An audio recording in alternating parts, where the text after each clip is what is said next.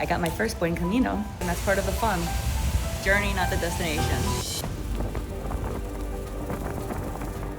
Now it stopped raining, and I feel like I'm in a sweat bag. It's like, pick a struggle. I'm gonna hopefully make it to Pontedeume in one piece. It's about 17 miles. I'm not that worried about the mileage. I'm worried about the weight. Oh boy, going through all the seasons within a few short hours. Just went on an uphill. That was like punishment. Oh boy, probably one of the worst type of days to start.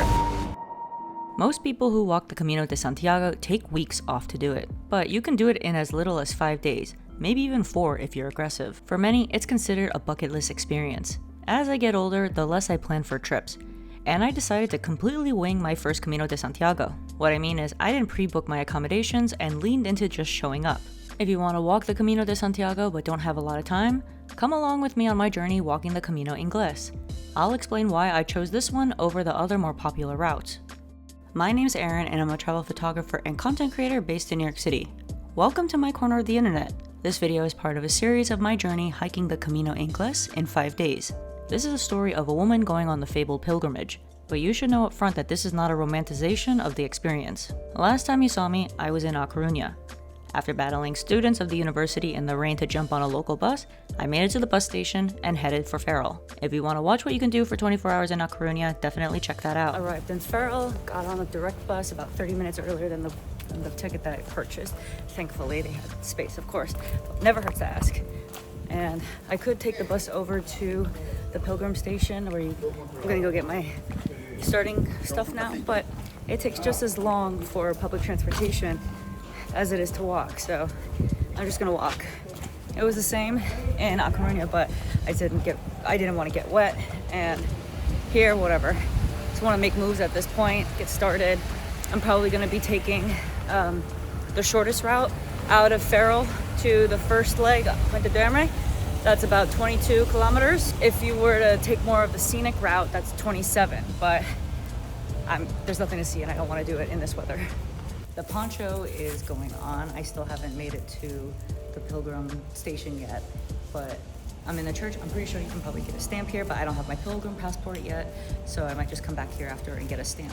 But I got my first buen camino. I see a lot of pilgrims already walking through here, so everyone's just going with it. It's not probably one of the worst type of days to start, but you just gotta do it, and that's part of the fun. Journey, not the destination. For anyone who's not familiar, the Camino de Santiago, which translates to the Way of St. James, is a network of ancient pilgrimage routes that all lead to one place, the Cathedral of Santiago de Compostela in Galicia, Spain. It's been around since the 9th century, and by this point, millions of people have walked it. For centuries, it was mainly a religious journey. Today, people walk it for any imaginable reason, some spiritual, some personal, and some just because they saw The Way with Martin Sheen. But you have all the equipment for the walk to Santiago. Yeah. Tom, that box with the ashes. My son. I actually didn't watch that movie until after I finished, and when I finally did watch it, I was immediately taken out of the romanticism because of its lack of cultural awareness. Argue with the wall. And we're officially off. I just got my passport from the pilgrim office in Ferrol, but I put it away to protect it from the rain. Now it stopped raining, and I feel like I'm in a sweat bag. It's like, pick a struggle.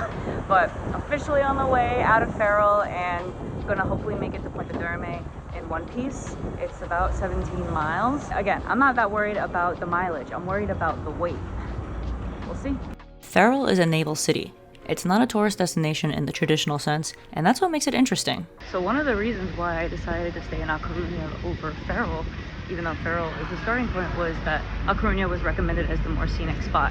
But Ferrol is the more city-like spot, which I think I personally prefer. It's just, everything's more convenient here, and I wish I spent a day here or a night here. I technically could, but I want a GTFO.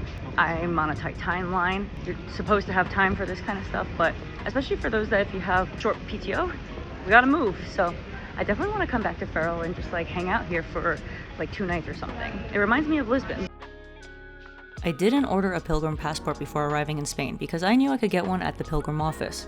It felt more authentic to get it there. The rep gave me my passport, my first stamp, and a rundown of the route. and also casually mentioned that there was a festival happening in the next town, Pontedeume, but I didn't think much of it. Then I was off, in the rain. My first day of walking was almost 17 miles from Ferrol to Pontedeume. The route out of Ferrol is well marked. I'm in Fene now, which is still en route to Pontedeume.